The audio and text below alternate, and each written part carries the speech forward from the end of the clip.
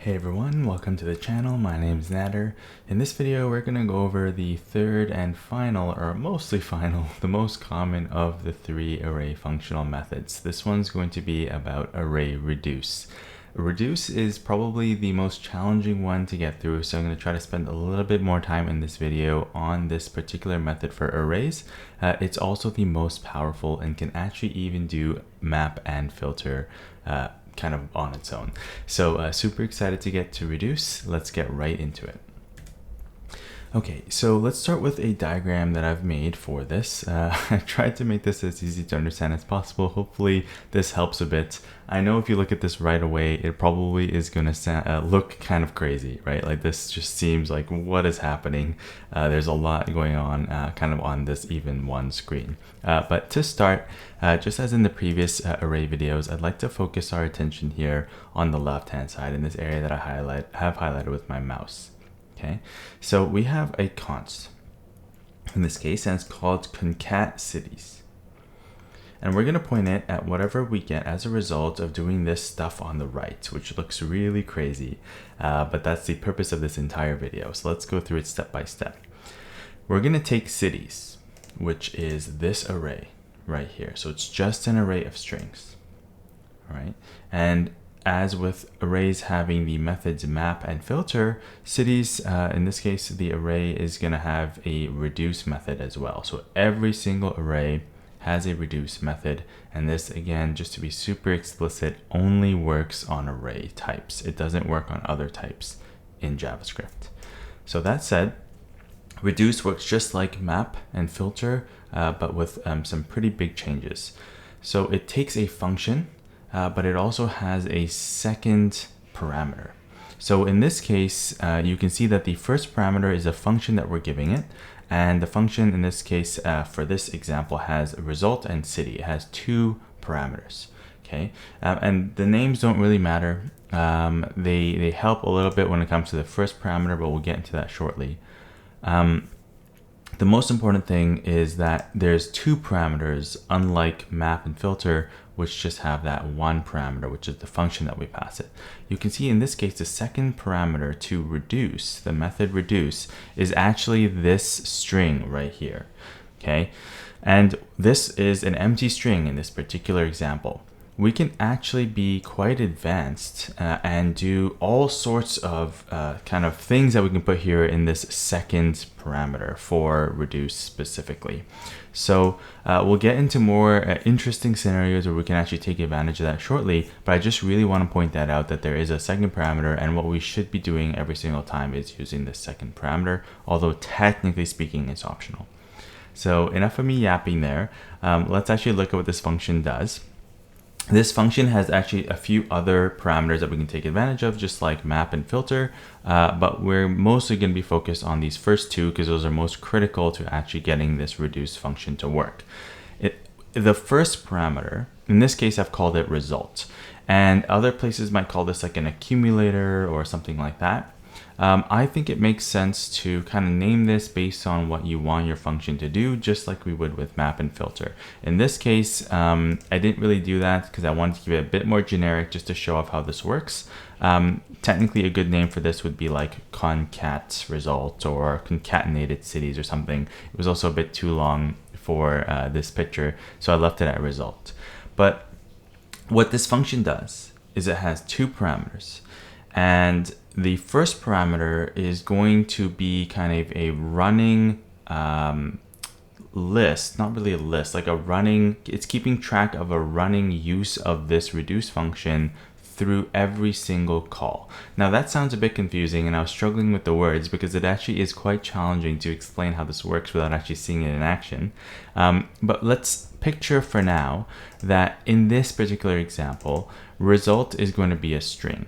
How do I know that? Because I started it as a empty string right here. So result is going to start at this value, which is the second parameter, which is an empty string. Unlike map and filter though, the second parameter this time is going to be the actual value inside the array each time around. Okay, so for example, the string London, the string Vancouver, Mumbai, etc. Okay. So just be aware that this function works quite differently from map and filter. The first one is kind of an accumulator or something that keeps going through each loop. And we can start it off as the second parameter of or second argument to this function for reduce. And the second parameter to the actual function that we use for reduce, right here in my case city, is going to be the actual values that we're used to seeing with map and filter. So that was a mouthful, but I just want to go through kind of the return of this really quick before we pull up Google and actually take a look at how they explain it. So inside of here, we have one line of code. We have return result plus city. So what this is doing, and again, in this particular example, since we have an array of strings, is it's going to be adding these strings together, concatenating the strings, string concatenation. When you do one string plus another string, that means we're just gluing them together. So what is result? Well, to start, result is an empty string. Then we're saying take that empty string and then add city to it. Well, what is city? Well, city starts off as London, but then it's going to go to Vancouver, Mumbai, and New York, like we saw with map and filter. But the interesting thing is that what happens with this first parameter to the function is it gets saved. And that's why I was struggling to kind of how to word this earlier. Once we change result, in this case, since that's the first, the name of the first variable to this function, it's going to keep track of that throughout the calls to this function. So what does that mean? That means that we start with an empty string, and then we're adding city to it, so we're going to add London, right? What we're going to end up with if we do that, empty string plus London, is we're going to have just London, right? So we're going to end up with this string London. And result, the next loop iteration, is actually going to be London, and we're going to take that and we're going to add it to city for the second iteration of the loop, which is going to be Vancouver. So then we're going to do result, which is now London, because we changed it from an empty string, plus Vancouver, which is the city for the second iteration. And we end up concatenating those together, and we get this weird string London, Vancouver. Right? And what you'll see is if we keep doing this, we'll have result be London, Vancouver, and then we'll get London, Vancouver as the result plus Mumbai for the next loop, and we'll have London, Vancouver, Mumbai, right, as result. And then we take that result and then we add it to the next city, which is New York, and we'll get London, Vancouver, Mumbai, New York, right? So this empty string starts off as an empty string or whatever we actually want it to start off as, and it kind of grows over time inside of this result or accumulator, and we can do whatever we want to it, because whatever gets returned inside of reduce gets stored inside of the next iteration of that result or accumulator, gets stored in the next iteration of this first parameter function call for the next loop, right? The very interesting thing about this function is that we can actually create whatever we want with this. Technically, this can result in something that might not necessarily be an array. So in this case, if you look at concat cities, since we've been building up this string over time, and we end up with this kind of funky looking string of London, Vancouver, Mumbai, New York all glued together, we actually end up with a string as a result. And concat cities is going to point to that string, not an array, which is what we usually get with map and filter. So this is really interesting. The way that we start off this second argument to reduce, and the way that we treat it inside of this function and keep accumulating or adding to this result, can change what we end up with as our final result for that function call for reduce. Okay, so the purpose of this function, just to kind of recap all this craziness, is to take a whole bunch of values inside of an array, and as the name kind of implies, to reduce them down into something usually smaller, right? So we're going to look at a couple of examples with numbers where you can take a bunch of numbers, for example, reduce it to a sum. In this case, we're taking a bunch of strings and then reducing it to one string, right? We can technically not actually do it to reduce something, which I'll show you as well as an example, but that's where the name comes from. We're taking a big array of stuff and then we're going to reduce it into something that we can control, like a string or a number, for example. Okay, so that again, I appreciate how confusing this is. Honestly, I don't expect you to understand this the first time around. Even just watching this a few times probably will be very confusing. But we're going to go through some examples together, and I'm going to have some exercises as an entirely separate video where we can go quite in depth as well for more practice. So before we do that, I want to pull up Google, and I want to search for array reduce JavaScript. You can produce any order, it doesn't really matter too much. And as with the previous videos, I like going to MDN web documentation from Mozilla, array prototype reduce. So this really shows us that it only works on arrays, and we'll deal with prototypes in a future video. Okay, so I'll zoom in on this a tiny bit, and we can see that the reduce method executes a user supplied reducer callback function. Very confusing wording. On each element of the array in order, passing in the return value from the calculation on the preceding element. The final result of running the reducer across all the elements of the array is a single value. And that's where I kind of implied the term reduce comes from. Okay, so to kind of put this in even easier English, we have a function that we're going to apply to every single element in the array. But instead of like map, where we do something to it and put it in a new array, or filter, where we keep it or get rid of it, we have control over that function where we can return a value and use it every single loop and do something with that value, whether that's a number or a string or even an array or something more complicated. Okay, so reduce is actually very versatile. We have quite a lot of control over how we can actually use this to create various things, but I'll just show you this example really quick and then we'll code it ourselves together. So in this example, they have an array of 1, 2, 3, 4. They're setting initial value to be 0, and then they're calling array1.reduce like this.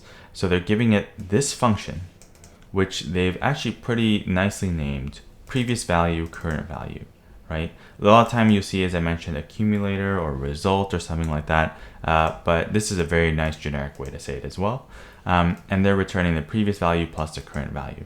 And they're starting this entire kickoff at a 0. So what's going to happen is previous value is going to be 0. We're going to add 1. Then we're going to loop back around. Previous value is going to be 1. Then we're going to add 2. Very similar to our string concatenation. Then we're going to get 3. Right? Then previous value is going to be 3, and then we add 3, we're going to get 6, and then previous value is going to be 6, and then we're going to add 4, and we're going to get 10, and then that's our result right here. Okay, so let's look at that in code, and I want to walk through it a bit more slowly. So I'm going to pull up Visual Studio Code. I'm going to do a reduce-intro.js for my file. I'm going to create a array. I'll just call this nums actually. And I'll do something like 5, 10, 15, 20, 25. Okay. So let's say I want to sum up all of these numbers, very similar to what we just saw on MDN. We could create a loop. So I want to show you how we would do this with a loop really, really quickly. So I'm just going to say let sum equal 0. And I'm going to say for let I equal 0, I is less than nums.length. If this is new to you, I encourage you to look at the array basics video as well as the for loops video, and I++. And we're going to say sum is going to, we're going to add to sum whatever is at this element inside of numbers. So we're first going to add 5, then we're going to add 10, and sum is going to keep increasing from 0 to 5 to 15 to 30, etc. Okay, and we're going to console.log out that sum. So I'm just going to pull up my terminal here, and I'm going to run node and reduce intro, and we get 75, right? Which is the correct sum of all of these elements. And then you can see that since I have nums.length here, and this is working all dynamically with indexes, if I was to add, for example, like 30 and 35, this would continue to work. And if I rerun this, I would get the new sum. Okay. So I want to show you another way to do this. So let's say that I want to, so I'll keep this up here just as a reference so you can see a comparison, because I feel that this is the easiest way to see actually what's happening behind the scenes. I'm going to create another constant. I'll call this sum2, just so I can see how there's a difference between sum2 and sum1. And this is going to be a const because we're actually only going to calculate this one time. We're not going to keep adding to it. And I'll show you what I mean in a second. We're going to take nums, which is an array, and we're going to call reduce on it. Okay. Now reduce takes a function just like map and filter. However, I mentioned it takes a second argument, which is the value, the initial value that we want to start this kind of kickoff at. And since we want to do a sum, we previously started our kickoff value at 0. Right? Because we wanted to take 0 and then add everything to it so that we can get the correct sum. I want to do the same thing here. So I'm going to put a 0 as my starting value for this function. And I'll show you kind of where that goes right now. So let's say that I have a variable. I'll keep with my example in what I created in my drawings. I'll call this first parameter to this function result, and then the second one as the number. Oops, there we go. Now notice that this function here, even just ignoring that this has a second parameter of 0, this function looks different, right? This function has 2 parameters, unlike map and reduce, which looked like this. We only had one of these in map and filter, right? However, reduce works differently. We need to keep this kind of accumulator value, which is the thing that we're going to be adding to every single time. We're changing every single time throughout this loop process, very similar to how we change sum up here. Okay, result in this example is going to get seeded or started at 0 because that's what we told it to use as its initial value. So to start, result is going to actually be 0. So pretend result is 0 to start. Number is going to actually be what we expect from map and filter. It's going to be each item inside the array given to us one at a time automatically by the reduce method. So if I want to do a sum, what I can do is I can return the result, which in this case is 0, and I'm going to add the number. The way that this is going to work is we're going to have 0 plus the number, which is 5 to start. Then result is going to get changed to that result, right? Result is then going to be 5 for the second iteration, and we're going to have number be 10. Okay, so what I'm going to log out here is I'm going to log out the result and the number together side by side. So first number will be the result, second number will be the number. I'm going to just get rid of this console log up here, and I'm going to console log sum2 just so that we have all our sums in one place. And I'll just put a little line up here just so that we can see that this is after this console set of console logs. So this console log is going to run one time for each iteration of this reduce. Number is going to be changing every single time because this is what's being kind of looped over, you could think of.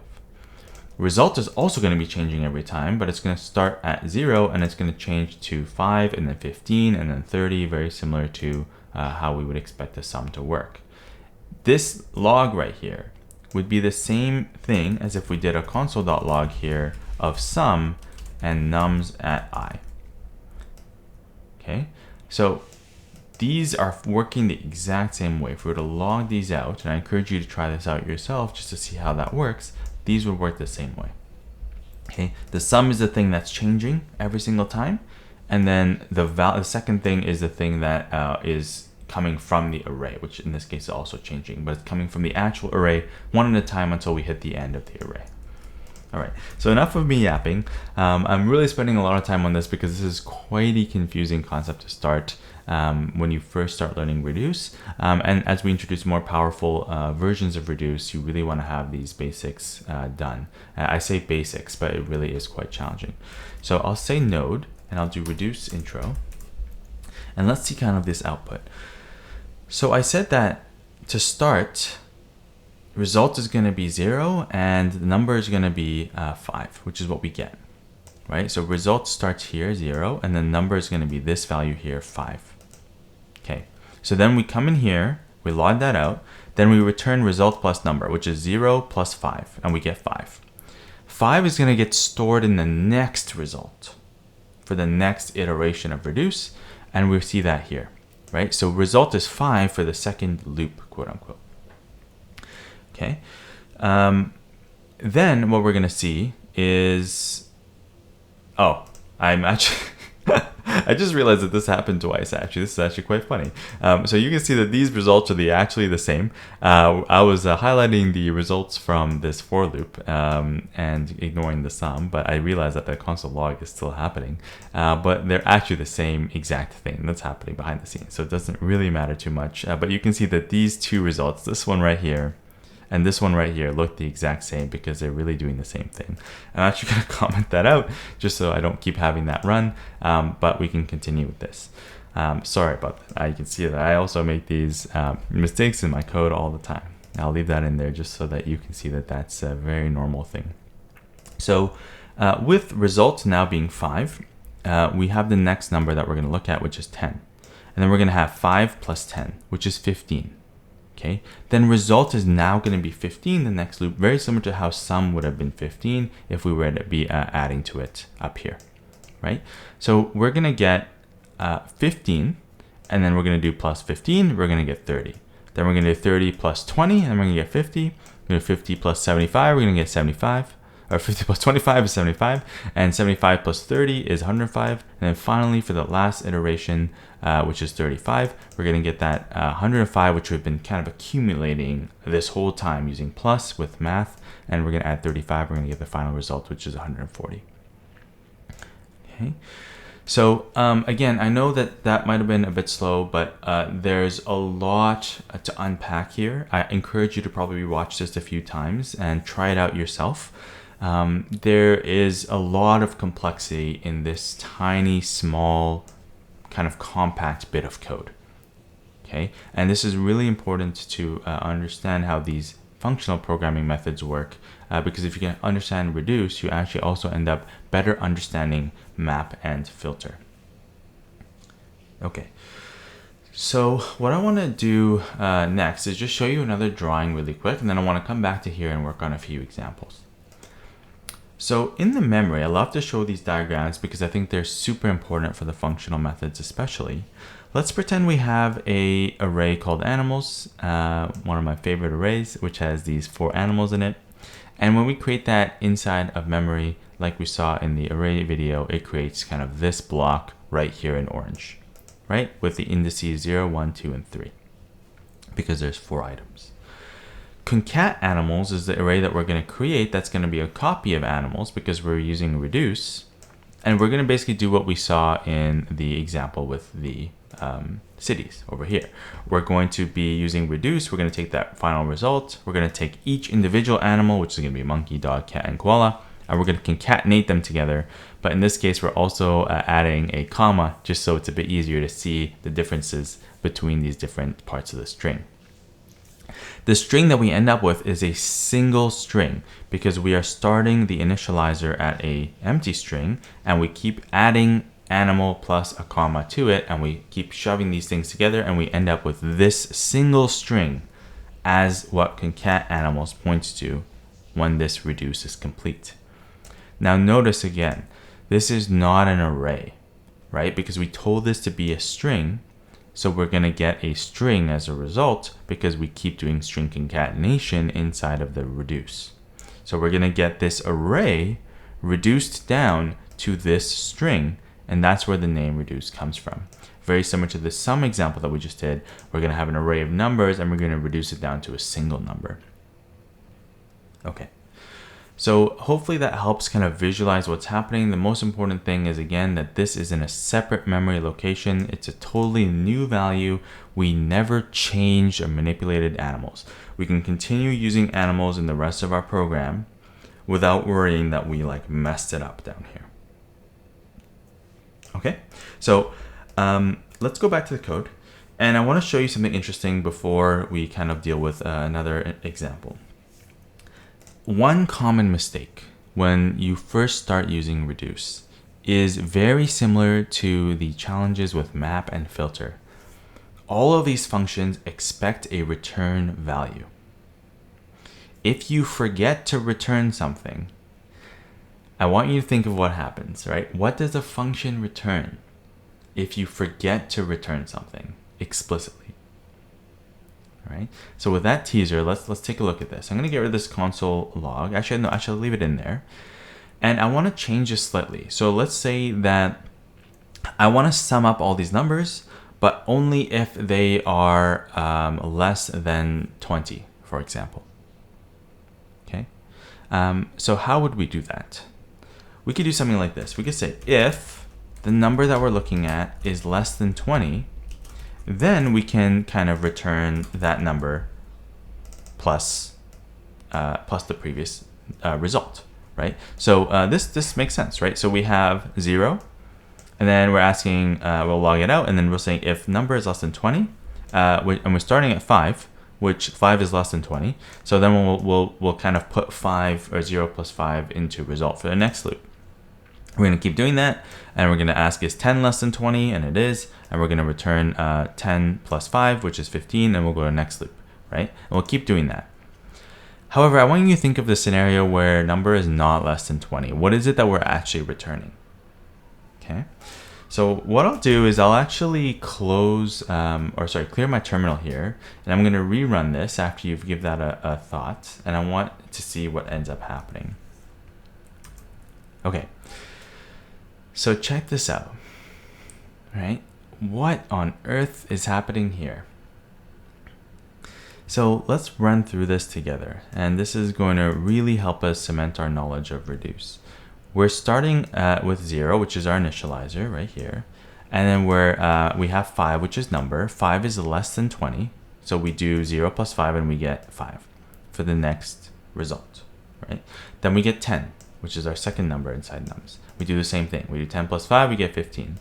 Then we move on to 15, and we get 15 plus 15, which is 30, right? Then we ask, is 20 less than 20? It's not. 20 is not less than 20. 20 is equal to 20. So if this was less than or equal to, it would work, but otherwise it's not going to work. So this conditional is going to fail in this case once we hit 20 in this array. And we're going to end up down here, right? We're going to end up here. What do we return here? If you think about it, right? So that was my question earlier. In a function in JavaScript where we don't return something by explicitly putting the return keyword, what do we return? We return undefined, right? That's what every function returns by default in JavaScript. I know I've said this several times already, but it's so important, and it comes up everywhere as we're learning JavaScript and doing web development. So the problem is now result is going to actually be undefined, because whatever we return from reduce gets put into the next result, right? So if we don't return anything, we return undefined. So we're telling JavaScript, hey, put undefined into result for the next iteration of this loop. Well, that is not going to work, right? Because we're trying to do a sum here, right? We're trying to get all the sums of the numbers less than 20. So we're never going to enter this condition again, because when we're at 20, 20 is not less than 20, so we're just going to return undefined, and result is going to be undefined, which is what we see. Then we're going to say, is 25 less than 20? Well, everything after 20 here in this array, particular array, is not less than 20, so we're always going to just return undefined for result. And then that final value of result is what gets what sum2 is going to evaluate to, right? So that's why when we log out sum2, we don't get the number like we expect. We get undefined, because that's the final value of result after we've finished this array. So after we look at number 35, result has been undefined for a little while at this point, right? So this is not the intended behavior for this function. I'd like you to think about how you would fix this, right? What is it that we want to return in this particular example of only summing these numbers less than 20? How can we not return undefined, but have something so that it still returns the sum, which in this case would be 5 plus 10, which is 15, plus 15, which is 30. So we want this to be 30. How would you go about that? We're actually very close with this conditional. We just have to do something else. I'll let you try that. All right. So in this particular case, what we're trying to say, I guess in English, is If you are less than 20, then I want to add you to this kind of running sum, which is result. But if you're greater than or equal to 20, I don't want to include you in the sum at all. So the easiest way to do that without returning undefined is just to return 0, right? Or a result plus 0. But I want to show you what happens if we just return 0 right away. So if I just do this, if I say, okay, I don't want to return the sum anymore, I just want to return 0 in the case of anything 20 or above. And if I rerun this, we'll see that this is better, right? So we don't have the undefineds anymore, but now we just have 0 in its place, which is not really what we want as the result for our function here. We wanted these 5, 10, and 15 summed up, which is 30. So the best way to kind of think about this is we still want to keep track of results. We don't want to just eliminate it completely and reset it to undefined or reset it to 0. We still want to add to it or return it, but we don't want to wipe it out. So instead of returning 0, you can think of it as returning result directly, or result plus 0, which is the same thing as returning result, right? So if we return just the result, that means that we're just going to keep passing this result through on the 20 case, 25, 30, and 35 case. So here you saw that we have result at 0, 5, 15, 30, and then we're resetting it to 0. Here you see that we have the same thing, but we're resetting it to undefined. If I rerun this now, you can see that we do get the correct answer. We're starting at 0, 5, 15, and 30 for result, but in every other case where that conditional check fails, we're hitting line 18, where we're just passing that result through to the next round, so we don't lose it. We don't lose track of what it was before. We're not adding anything to it, because we don't want to do that for the sum, for example, for anything greater than or equal to 20, but we are continuing to pass it through so that the final evaluation of result will still be that pass-through value. Okay. Whew, that was a lot. I want to go through one or two more examples really quick. So we'll do reduce string.js. So let's create a const. Let's do cities, for example, and we'll create an array of cities. We'll say Vancouver. We'll say, let's do Berlin. Let's do Seattle. And let's do Toronto. You can tell I have a lot of Canadian cities. I wonder why that is. So just pretend it's an array of strings, right? And how are we going to reduce this? There's many things that we can do. In this case, I just want to show you the concatenation example again, real quick, just as we're coding it together. So I'll just call this concat cities, and this is going to take cities, and we're going to call reduce on it. I'm going to fill out the boilerplate code, which is kind of the base bit of code that every reduce function is going to need, which is a function, and then it's going to need a starting value. The starting value, I want it to be not 0, because we're not counting numbers in this case. I want it to just be an empty string. Okay. It turns out though, technically in JavaScript in reduce, we don't actually need this every single time, and you'll see people not use this. You'll see people use it like this. If you use it without providing an initial value, it will actually use the first value in the array by default.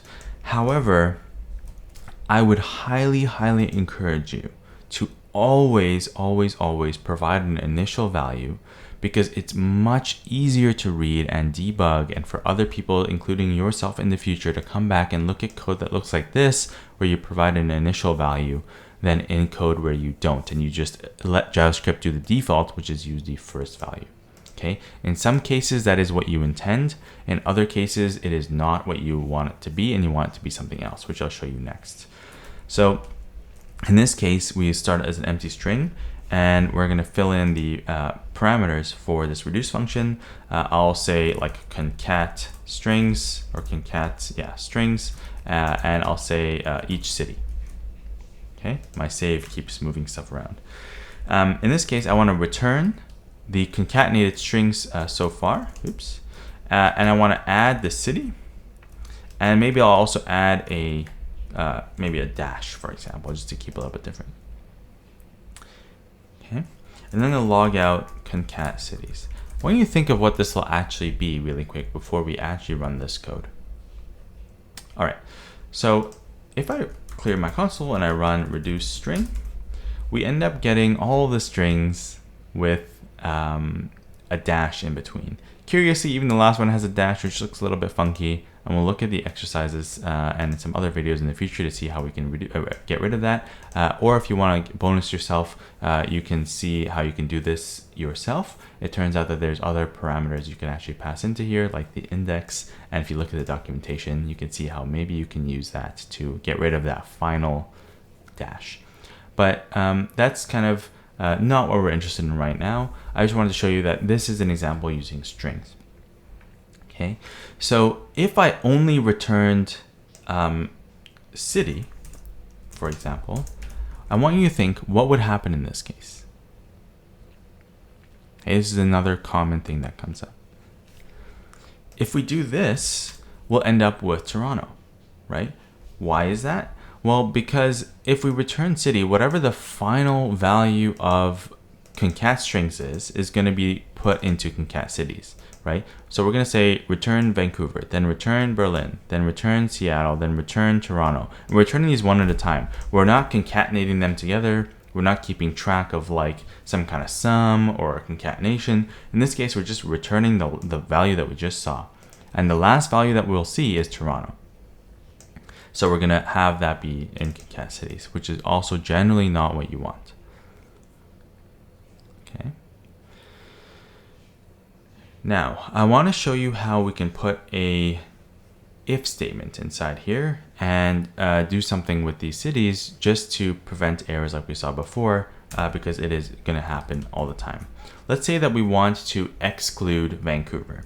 So we can say if city is equal to Vancouver,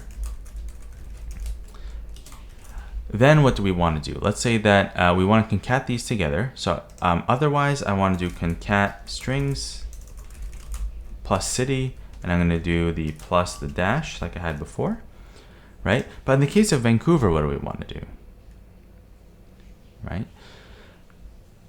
Well, if I don't do anything, let's see what ends up happening. We get Vancouver, right? So that's because we're not actually telling it to do anything in the case of Vancouver, so we're always just going to hit this statement. Okay, I want you to think about this for a second, try it out yourself.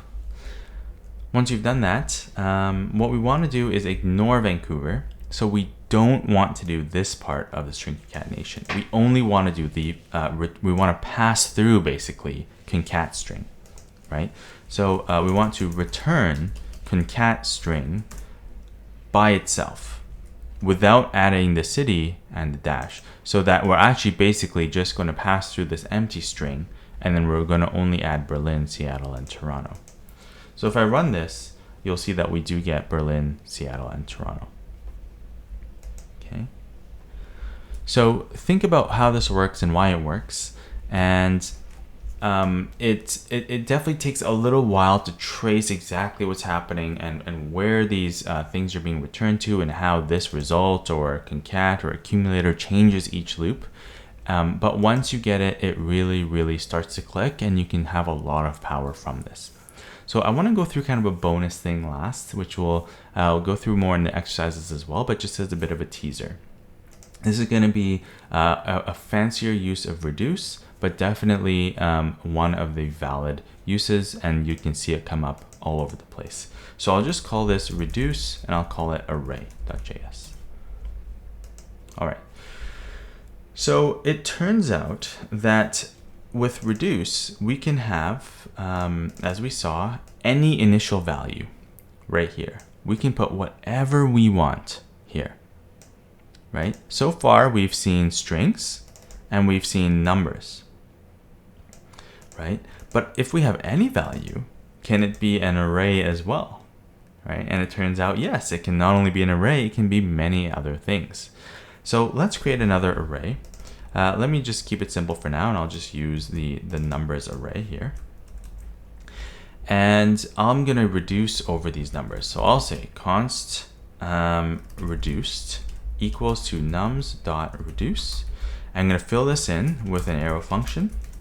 And I'll just put in, for now, result and the num.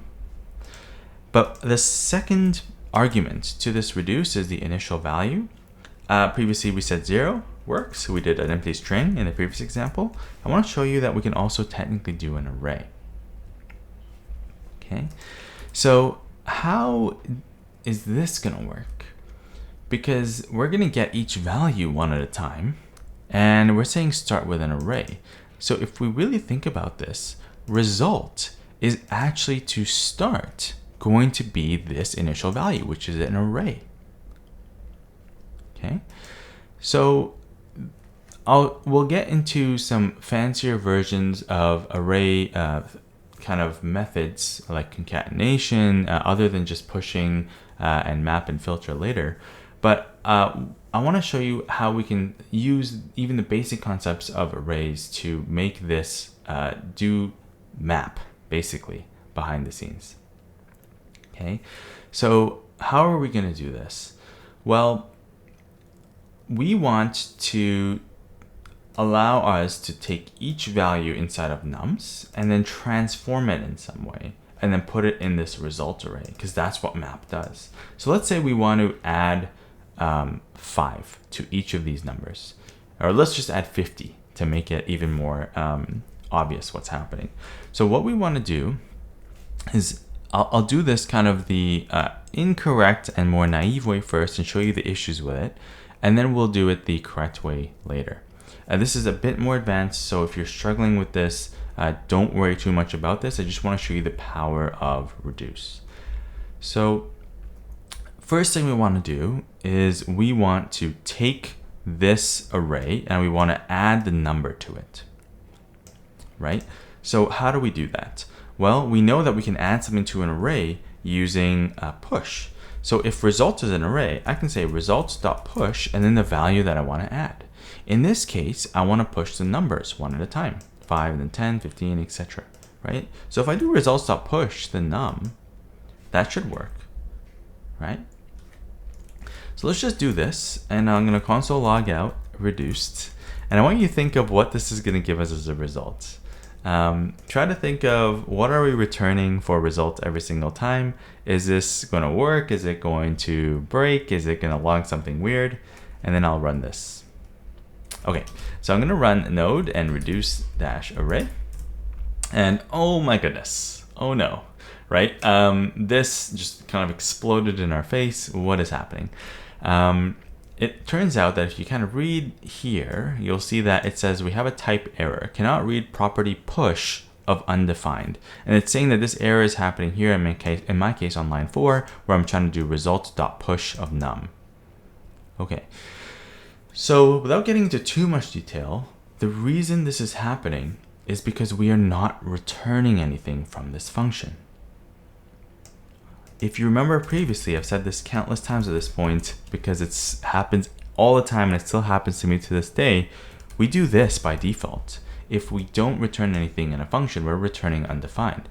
And that's what gets put into this spot for result the next loop around. So if I show you this real quick, I'll do console log of result and num. I'll just show you what I actually mean. So I'll run this and you'll see that first, before we get to the error, result is the empty array and num is 5. And then we're doing result.push. So we're saying this empty array, we're going to push 5, which is fine, right? But then we immediately return undefined because we're not returning anything, right? So the next loop around, result is going to be undefined because result is going to take on whatever we returned the last loop iteration. And we're going to try to do undefined dot push. We're trying to do this. We're trying to do undefined dot push num, which doesn't make sense because we can only do push on arrays. Okay, so instead of returning undefined or returning nothing, we want to return the result, which is the array that we just changed. Okay, so let's do this and see what happens. And what's really neat about this is you can see this build up over time, right? So this is actually the correct answer. We start off with our empty array and 5. Then we're going to have 5. We're going to push 10.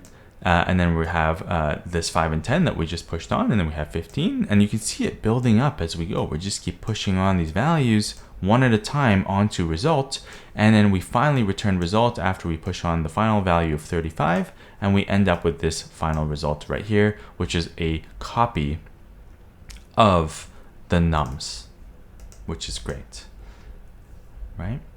So definitely quite complex. There's a lot of nuance behind the scenes here. I would definitely encourage you to rewatch this if it didn't make sense, because there's no way that you probably get this the first time around. It took me quite a while to understand how this works, but this is going to set us up really, really nicely, not only for the exercises and problem sets that we're going to go through next, but also more complex uses of this as we start learning web development together. So I hope that was an ample set of examples and a good explanation of reduce for you for arrays. This was the final of the 3, and I left it for last because it was a bit more complex with a bit more going on than map and filter. If you did find this valuable, I'd love it if you could like the video and subscribe to the channel, as well as I'd love to hear your feedback on this video, especially this one in particular, because this is a concept that really trips people up when they first start learning JavaScript and these methods. I find that this is a little bit easier to understand, at least in how I first learned it, but it might still be a bit complicated. So if you do want a better explanation or a bit of explanation as to why maybe it's not working for you in your particular case, please message me in the comments, and I'll try to get back to you as soon as I can to help you out and help others out in that process as well. So that said, in the next video, we're going to go through this exact method, reduce, with arrays. We're going to go through a bunch more exercises and problem sets, and we're going to ramp up the difficulty so we can really hammer this point home together. I can't wait to get to those. I'll see you in that video. Bye-bye.